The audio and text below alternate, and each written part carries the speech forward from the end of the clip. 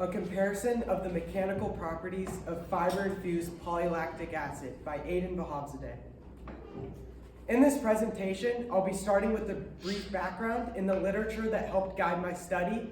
Then I will explain my methods, including the printer, filaments, and the ASTM D638 tensile testing setup. After that, I'll present my main results, including both simple force elongation numbers, as well as the stress strain curves that came from it, that can reveal the stiffness, ductility, toughness, and resilience of each of the plastics. Then I will interpret what these results mean for real-world applications. Finally, I will discuss the limitations and outline some directions for future work. Background and key literature. So as we know, many household items are plastic because plastics are easy to mass produce using a process called injection molding. However, this is only once you've invested into an expensive single-purpose tool. FDM 3D printing, as shown in the picture there, changes that by letting you make many different parts on one device at a lower upfront cost, which is especially important for startups that can't afford injection molding just yet. FDM printers make products by melting filament plastic in a spool, as shown up there. PLA is the type of plastic that I'm going to be addressing in this research. The products produced by this, however, tend to be mechanically weaker than injection molding.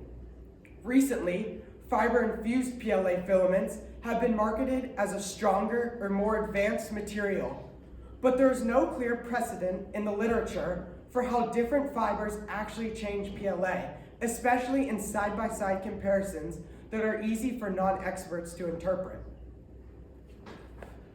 Continuous fibers, such as continuous fiberglass or carbon fiber, can greatly improve mechanical properties, but the work by Gonzalez Estrada and others mainly explored the orientation and damage behavior rather than comparing different fibers directly. Ismail and colleagues showed that discontinuous fibers, which I used in my study, are easier to print but can create things like voids and poor bonding in the polymer matrix.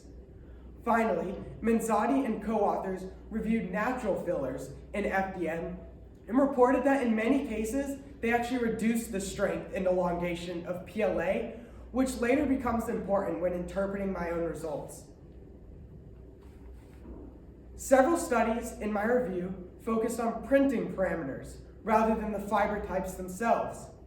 Joddy and co-authors show that the info percentage or pattern, as shown in that picture, as well as the extrusion temperature, have strong effects on the tensile and flexural strength. Also, in their research, they used the ASTM D638, which proved to be very effective and influenced my choice of method. Lee and Wu identified the bed temperature, which is what the plastic is printed on, as well as the print orientation as dominant factors for the tensile performance.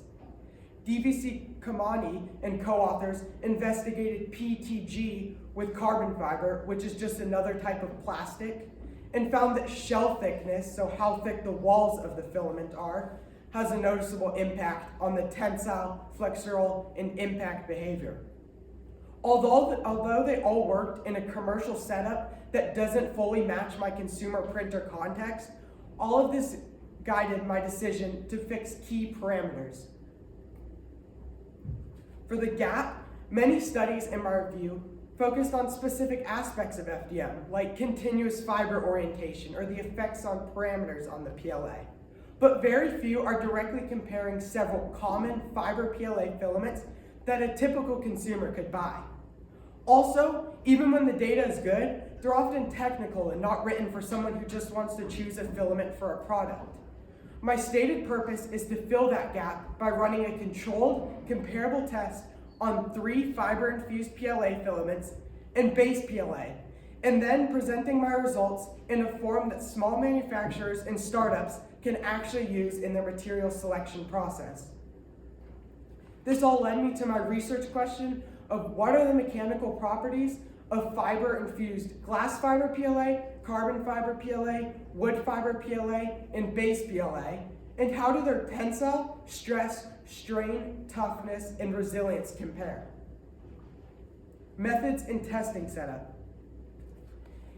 In all of my tests, I used a Bamboo Lab P1S printer, which is a widely used consumer printer to keep my results very relevant to real users. I purchased 3 filaments from Polymaker, the base PLA, PLA carbon fiber, and PLA glass fiber, and 1 wood fiber PLA filament from Bamboo Lab. All the filaments were printed on the exact same machine with the 0.4 millimeter hardened steel nozzle to be able to handle the abrasive fibers. I set the layer height to 0.2 millimeters and used 100% infill, which is just solid throughout. I also kept the orientation flat and printed at the manufacturer's recommended temperatures for each of the individual plastics. My goal, consistent with the parameter studies I reviewed, was to control these variables so that differences in the test could be attributed mainly to the presence and the types of fibers and not just changes in settings. For the tensile testing, I designed a specimen based on the ASTM D638 Type 4 by adding knobs on both ends so it could fit the testing rig. This is a very standard dog bone shape commonly used in FDM research, including work by Gonzalez, Estrada, and Jody. I mounted each printed specimen in a manual test with a digital force gauge that could read up to 500 newtons. Each piece started from an initial distance of about 111.3 millimeters between the fixtures, which is point A on that graph. For PLA, PLA glass fiber, and wood PLA, I measured the new distance A at 50 newtons, 100 newtons, 150 newtons, and 200 newtons, and then at failure. For PLA carbon fiber, I measured at 50 newtons, 100 newtons, 150 newtons, and 175 newtons, and at break, since it failed at a lower load, which doesn't affect the data in the end. For each of the specimens and at each checkpoint, I recorded the force and elongation numbers, then averaged these across the 10 specimens per filament. Results and discussion. Base PLA ended up having the highest maximum force at break at about 285 newtons, and the smallest elongation at break, around 3.83 millimeters. All 3 fiber-infused filaments broke under lower forces, roughly 230 newtons for glass fiber PLA, 202 newtons for wood PLA, and 177 newtons for carbon fiber PLA. However, the fiber-infused filaments generally stretched more before breaking, with PLA carbon fiber showing the largest elongation at about 5.43 millimeters. Those numbers helped generate strain and stress, which went on to create this graph, which is a comparison of stress-strain curves for each of the plastics. And on the x-axis is the strain, which is the elongation divided by the original length of each specimen. On the y-axis goes the stress, which is the force divided by the cross-sectional area. The initial steepness of the curve, also known as the elastic region, corresponds to stiffness. Base PLA was the steepest in that region, making it the stiffest plastic out of all of them in the blue. The length of the curved yield region represents the ductility. PLA carbon fiber had the longest curve, followed by wood PLA, PLA glass fiber, and finally base PLA. Finally, I calculated the area under each curve until fracture, which shows the toughness, or the energy absorbed per unit volume by material, or it's just the material's ability to withstand sudden impacts. And the area under the line up to that yield region gives the resilience, which is the strain energy stored per unit of volume, which is just the plastic's recoverability. These are the moduli of resilience and toughness for each of them. Standard PLA ended up having the highest overall toughness, about 0.818, which means it was able to absorb the most total energy before having catastrophic failure. PLA glass fiber ended up being the most brittle, absorbing the least total energy at about 0.513. For resilience, the composites PLA wood and PLA carbon fiber displayed higher moduli of resilience than standard PLA. This means they can absorb slightly more energy elastically without permanently bending or deforming before they ended up yielding. After analyzing my results, I used prior literature to help explain why fibers might reduce the tensile strength. Manzotti and colleagues found that for many natural fillers, the addition tended to reduce the strength of PLA in FDM prints, which aligns with my observation that fiber PLAs did not beat base PLA in peak strength. Ismail and co-authors showed that discontinuous fibers, like the ones used in my research, can introduce voids and poor bonding between the fibers in the polymer matrix. These microstructural defects likely offset or can even overwhelm any positive contributions of the fiber's own strength, which led to the lower tensile strengths that I measured. Implications, limitations, and future work.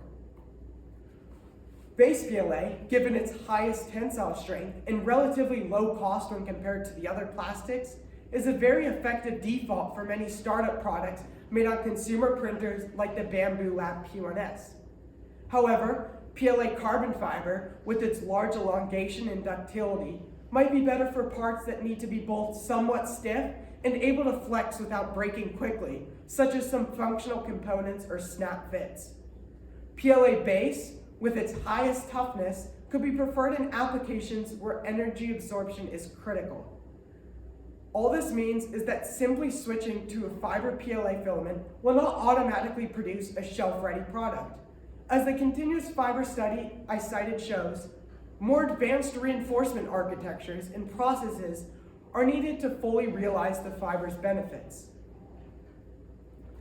Some of the limitations of my studies were that all experiments were carried out on a single Bamboo Lab P1S with fixed parameters and a limited set of filaments.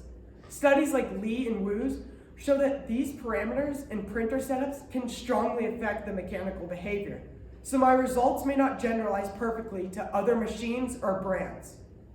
I also only performed quasi-static tensile tests and did not examine things like fatigue life or thermal behavior.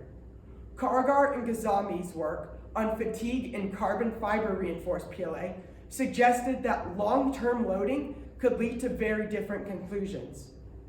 These limitations mean that my findings should be seen as a strong starting benchmark, but not a final answer for every situation.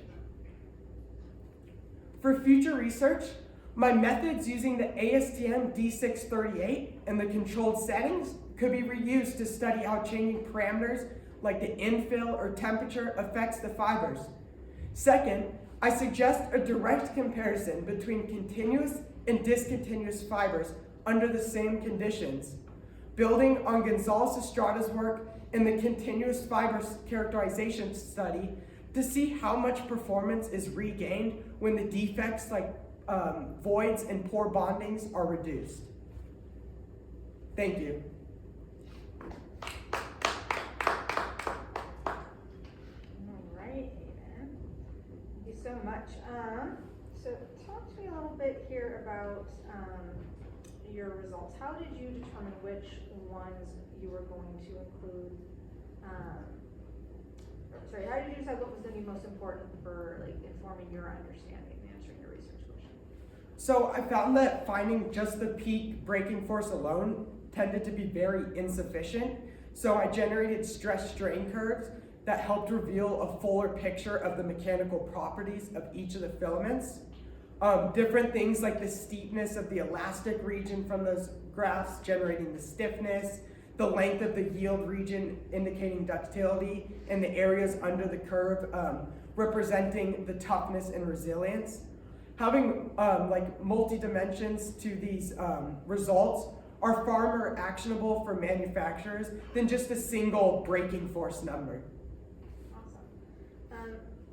This is a nice dovetail. So talk to me a little bit more about the real world implications and consequences. What are those related to your findings? So I found that in a lot of marketing, these fiber-infused PLA filaments are being oversold. And startups that are relying on these marketing claims will likely be disappointed under standard consumer printing conditions, which I tested. Even in my research, I found that base PLA on its own ended up being the strongest and the most cost-effective choice for general purpose manufacturing on consumer printers. However, it's also good to keep in mind that these fiber-infused filaments still can serve a specific niche, like how carbon fiber PLA was best for applications needing things like flexibility and ductility. So I feel like manufacturers should make evidence-based material choices tied to their specific product needs, rather than just trusting a broad marketing claim. Terrific, Hayden. And then the final follow-up question. Your process was very elaborate, and I imagine you learned a lot while you went through it. So if you could revisit the research process now and maybe repeat the whole thing, what things would you do differently? So I would first expand my material scope to include multiple brands of the same filament type, because there's always that risk that there's brand-specific qualities that could help skew the results. Also, I would like to test under multiple printing parameters rather than one, like varying infill percentages, temperatures, and orientations, for a more complete picture of the real-world applications of this. Additionally, I could also incorporate some testing on the flexibility and impact along with the tensile testing to give a fuller mechanical profile of the printing. Also, lastly, I could allocate more time to finding those microstructural defects in the broken specimens to better explain why the certain filaments behaved the way they did. Terrific, thank you.